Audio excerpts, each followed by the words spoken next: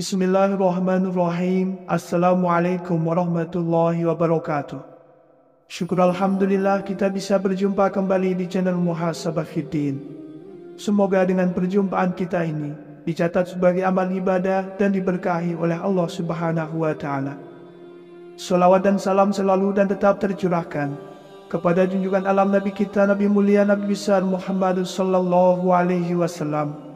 Allahumma salli ala Sayyidina Muhammad wa ala ali Sayyidina Muhammad. Harapan dan doa saya kepada sahabat semua, saudara semua dimanapun berada yang sedang menonton video ini, semoga Allah Subhanahu wa Ta'ala senantiasa memberikan kesehatan, keafiatan, dipanjangkan umur, dimurahkan rezeki, dimudahkan segala urusan, dan tetap dalam lindungan Allah Subhanahu wa Ta'ala. Amin, Allahumma amin. Sahabat beriman yang dirahmati Allah, subuh adalah waktu yang amat istimewa. Waktu di mana terjadi pergantian dari malam ke pagi, dari gelap menuju terang. Subuh sering diungkapkan secara khusus dalam beberapa ayat Al-Quran. Dan demi subuh apabila fajarnya mulai menyingsing. Quran Surah At-Takwir ayat 18. Katakanlah, aku berlindung kepada Tuhan yang menguasai subuh. Quran Surat Al-Falaq ayat 1. Jika Anda sedang bangun pagi dan mendengarkan azan subuh, tentu Anda akan mendengar kalimat As-salatu khairum minan naum, yang artinya solat lebih baik daripada tidur, di mana kalimat tersebut tidak terdapat pada azan di waktu solat lain. Dalam kalimat tersebut Allah memberikan isyarat kasih sayang pada hambanya, di mana pada waktu tersebut diperintahkan untuk menjalankan solat subuh. Waktu subuh sendiri memiliki banyak kejadian besar dan keistimewaan. Yang pertama adalah pahala seperti solat satu malam. Bagi yang menjalankan solat subuh berjamaah, Allah memberikan keistimewaan berupa pahala, seolah-olah orang tersebut menjalankan solat sepanjang malam. Dan barang siapa yang solat subuh berjamaah, maka seolah-olah dia solat seluruh malamnya. Hadis riwayat Muslim. Yang kedua, salah satu penyebab masuk surga. Terkadang kaum mukmin lalai dalam menjalankan salat subuh, lebih memilih untuk melanjutkan tidurnya daripada bangun untuk melaksanakan solat. Orang yang menjalankan solat subuh tepat waktu, baginya akan menjadi jalan masuk surga. Dalam sebuah hadis mengatakan, barang siapa yang mengerjakan solat bardain, yaitu subuh dan asar, maka dia akan masuk surga. Hadis riwayat Bukhari dan Muslim. Yang ketiga, salah satu penghalang masuk neraka. Solat subuh yang memiliki jumlah rakaat paling sedikit dibanding solat wajib lainnya, terkadang menjadi solat terberat bagi sebagian umat muslim. Bagi yang menjalankan solat subuh, baginya dapat menjadi penghalang masuk neraka, seperti yang disampaikan dalam hadis berikut. Sekali-kali tidak akan masuk neraka orang yang mengerjakan solat sebelum matahari terbit di ufuk timur. Hadis riwayat Muslim dan Abu Daud. Yang keempat, berada dalam jaminan Allah. Barang siapa solat subuh maka dia berada dalam jaminan Allah. Hadis riwayat Muslim. Orang yang menjalankan solat subuh mendapat jaminan keselamatan dari Allah. Allah akan memberikan perlindungan sepanjang hari tersebut, membuat hari menjadi lebih bersemangat dan terhindar dari rasa malas. Yang kelima, disaksikan oleh para malaikat. Subuh begitu istimewa bagi umat Islam, hingga Allah Subhanahu wa Ta'ala menurunkan perintah salat subuh sebagaimana firman-Nya dalam Quran Surah Al-Isra ayat 78. Dirikanlah solat sesudah matahari tergelincir sampai gelap malam, dan dirikanlah pula solat subuh. Sesungguhnya solat subuh itu disaksikan malaikat.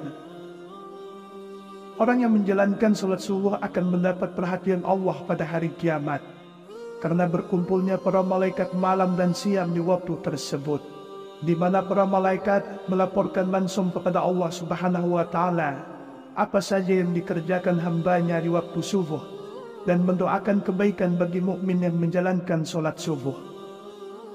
Yang keenam, bercahaya di hari kiamat. Bekas wudhu dan langkah kaki orang yang menjalankan sholat subuh berjamaah akan menjadi cahaya di hari kiamat menurut Islam. Kelak itu akan membedakan dengan umat lainnya dan menjadi jalan mendapat syafaat Nabi Muhammad SAW. Seperti sabda Rasulullah SAW, berikanlah kabar gembira kepada orang yang banyak berjalan dalam kegelapan, yaitu Isya dan Subuh, menuju masjid, dengan cahaya yang sangat terang pada hari kiamat kelak. Hadis riwayat Ibnu Majah dan Tirmizi. Yang ketujuh, lebih baik dari dunia dan isinya. Salat subuh dianggap sebagai amalan yang kebaikannya melebihi dunia beserta isinya. 2 rakaat salat subuh itu lebih baik dari dunia beserta isinya. Hadis riwayat Muslim dan Ahmad. Yang kedelapan, melepaskan 3 ikatan setan. Setan senantiasa menjerumuskan manusia untuk menjauhi perintah Allah. Salat subuh dapat melepaskan diri dari tipu daya setan. Setan membuat 3 ikatan di tengkuk salah seorang dari kalian ketika tidur. Di setiap ikatan, setan akan mengatakan, "Malam masih panjang, tidurlah." Jika dia bangun dan berzikir kepada Allah, lepaslah 1 ikatan. Jika dia berwudu, lepas lagi 1 ikatan. Jika dia kemudian mengerjakan sholat, lepaslah ikatan yang terakhir. Yang kesembilan, terhindar dari kencing setan. Setan senantiasa punya cara untuk menyesatkan manusia. Mereka tidak pernah lelah menggoda manusia dari segala penjuru. Mereka melakukan tindakan agar manusia menghindari perbuatan-perbuatan yang baik.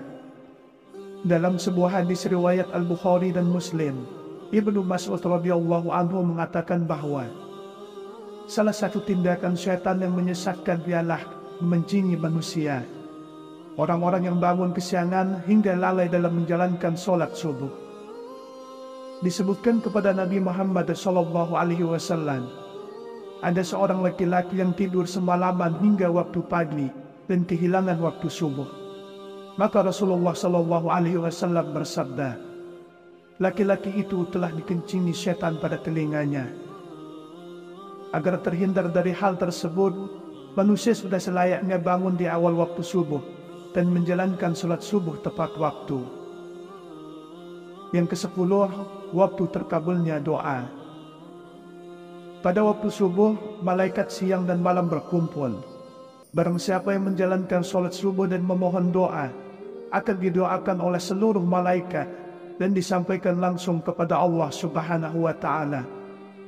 Manfaat doa dalam Islam pada kondisi seperti ini memang mustajab. Pada waktu itu adalah tersebarnya rahmat, banyak permintaan yang diberi dan dikabulkan, dan juga nikmat semakin sempurna kala itu. Hadis riwayat Muslim.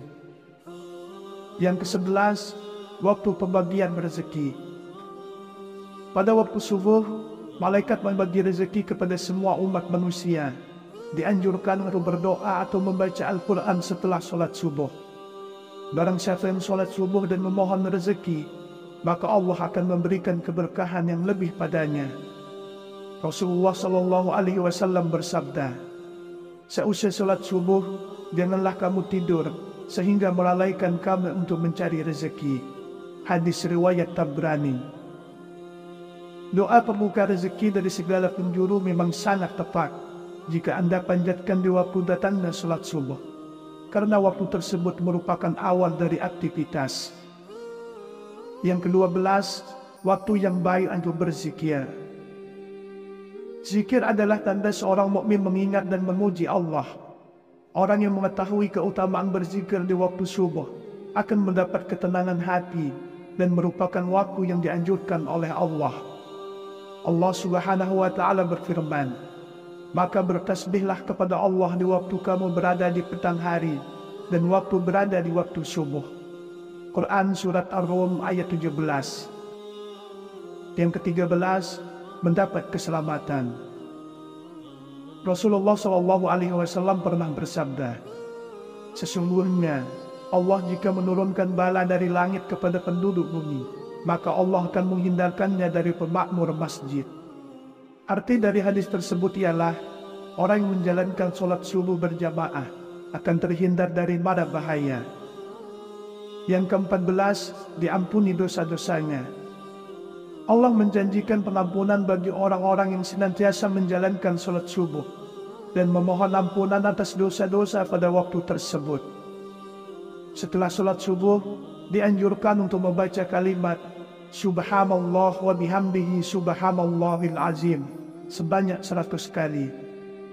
Rasulullah Shallallahu Alaihi Wasallam bersabda, barang siapa mengucapkan Subhanallah wa bihamdihi subhanallahil azim 100 kali dalam sehari, ia akan diampuni segala dosa-dosanya, sekalipun dosanya itu sebanyak buih di lautan. Hadis riwayat Muslim dan Tirmizi. Yang ke-15, terhindar dari munafik. Dalam hadis riwayat Imam Malik mengatakan, batas antara kita dengan orang-orang munafik adalah yang menghadiri sholat isya dan sholat subuh. Hal itu dikarenakan orang munafik tidak akan sanggup untuk menghadiri kedua sholat tersebut. Hadis riwayat Imam Malik. Hadis tersebut menjelaskan bagi yang menjalankan sholat subuh dapat terhindar dari ciri orang munafik. Yang ke-16, dapat melihat Allah. Manusia dapat melihat Allah saat berada di surga nanti.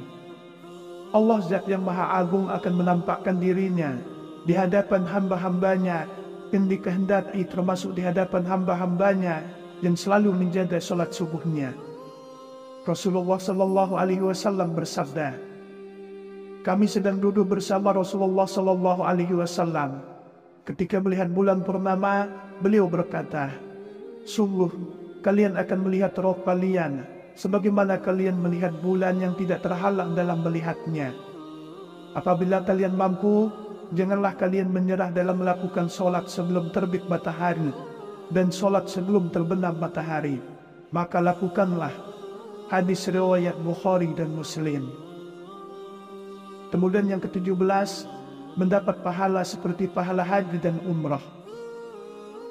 Bagi orang yang menjalankan sholat subuh berjamaah, dilanjutkan dengan berzikir hingga matahari terbit dan ditutup sholat 2 rakaat, akan mendapatkan pahala senilai dengan pahala haji dan umrah. Hal ini sebagaimana sabda Rasulullah Sallallahu Alaihi Wasallam, siapa yang sholat subuh dengan berjamaah, lalu duduk berzikir kepada Allah sehingga matahari terbit, kemudian sholat 2 rakaat, maka ia mendapatkan pahala haji dan umrah sempurna. Hadis riwayat At-Tirmizi. Sahabat beriman yang dirahmati Allah, mari kita biasakan bangun pagi dan menjalankan sholat subuh tepat waktu. Selain menjalankan kewajiban sebagai umat muslim, sholat subuh juga memberi hikmah berupa melatih kedisiplinan diri dan mencegah rasa malas. Semoga Allah Subhanahu wa Ta'ala senantiasa merahmati, meridhoi dan mengampuni dosa-dosa kita. Wallahu a'lam. Wassalamualaikum warahmatullahi wabarakatuh.